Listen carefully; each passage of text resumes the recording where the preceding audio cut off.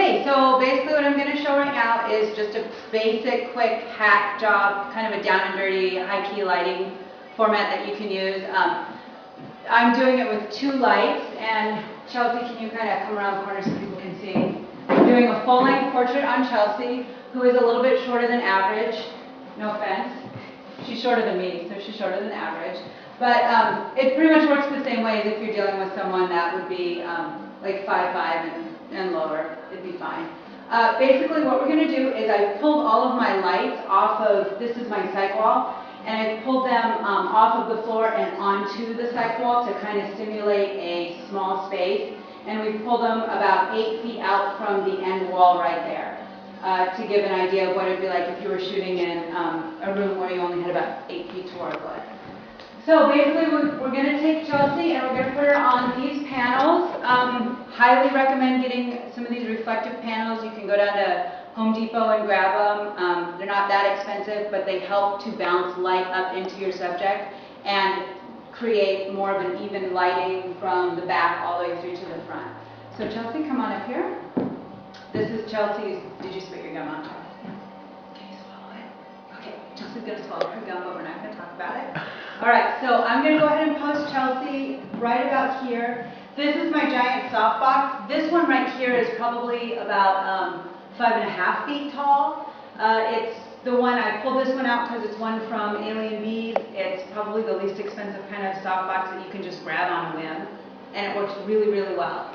The general angle of the light to your subject when you're shooting something like this, a full-length portrait, or just about anything really, is you kind of want to do this with your hands so that you're getting a 45-degree angle from the center of your light source onto your subject right here.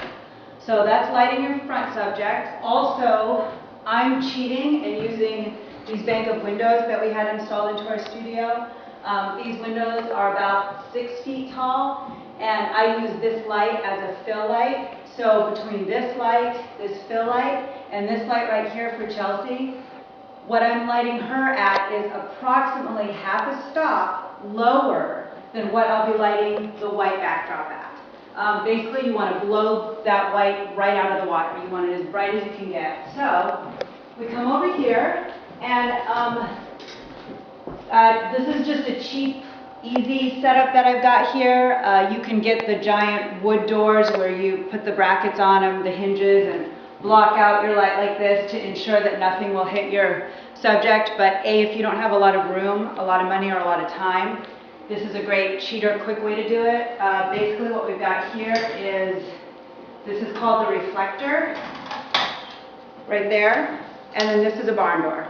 So you just stick it on there. It helps direct your light where you want it. It's not going to be as perfect and focused as using one of the big, huge hinged doors, but it's great for a small space, especially when you can pull your subject a good 5 feet off of the backdrop. So we're going to stick that right back on there, whip it around, fill it up. If anybody cares, I'm shooting with Alien Bees. I don't know if anybody cares, but there you go.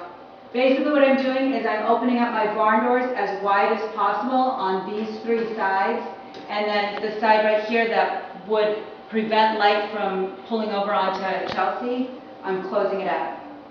And then I'm aiming my light really hard onto the backdrop.